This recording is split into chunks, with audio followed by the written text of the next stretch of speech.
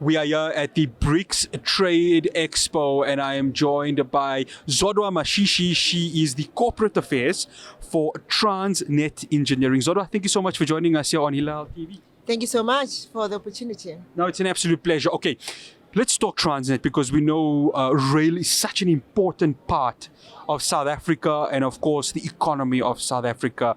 And Transnet's here at this expo to go ahead and just show that there still is rail in this country and it's working efficiently.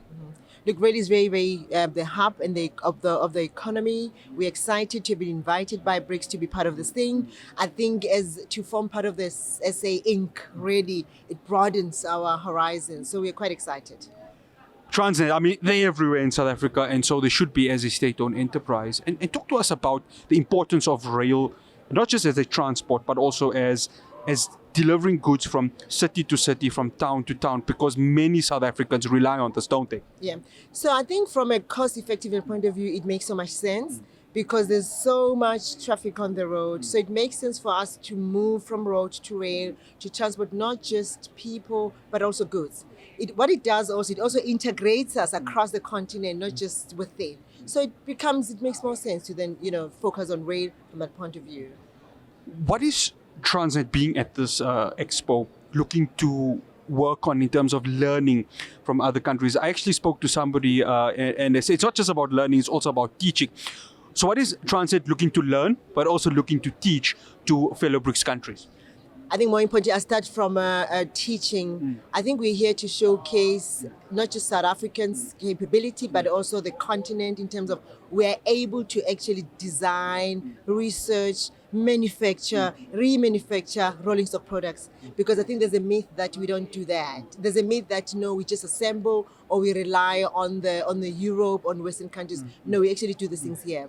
But I think from also a learning point of view to say, actually, we don't have to necessarily allow our people, our customers, national in the continent to go outside because we're here. So we can benchmark from outsiders, but we can actually do it from them within the continent, within the region. You bring up something really important, because myths, and I want to bring myths in because sometimes there's a reliance on the West for everything to happen. How important is it that us as Africans develop our own rail, develop our own technology, and take it forward and show the world that as a continent we are able to produce effective and cost-free rail? Absolutely. I mean, if you look at transit engineering, for years, we've got more than 150 years of rail, of engineering, of manufacturing. We have designed, we've got capable engineers who research, who design. We've got capable,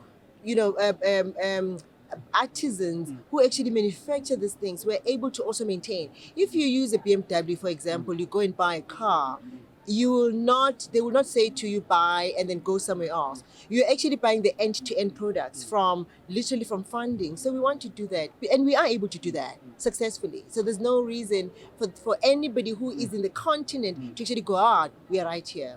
Anyone watching this broadcast wants to know the future of Transnet. Where is Transnet headed to, and what are the aims, the continuous aims of Transnet to the next 5 to 10 years? I think firstly, we aim to become an independent OEM in everything that we do.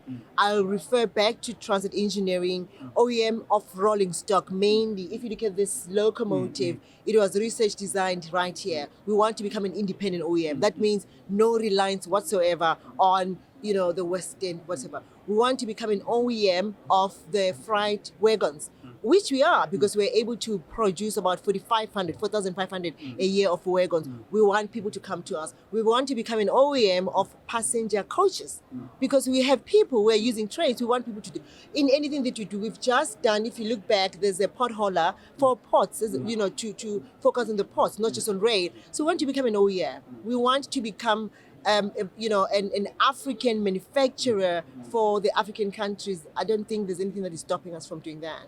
Zoda, thank you so much, and all the best with the work that has been done with Transnet. You are so welcome. Thank you so much. Absolute pleasure. Do stay tuned to Hilaal TV as we continue to bring you coverage of the BRICS Summit and, of course, the BRICS Trade Expo.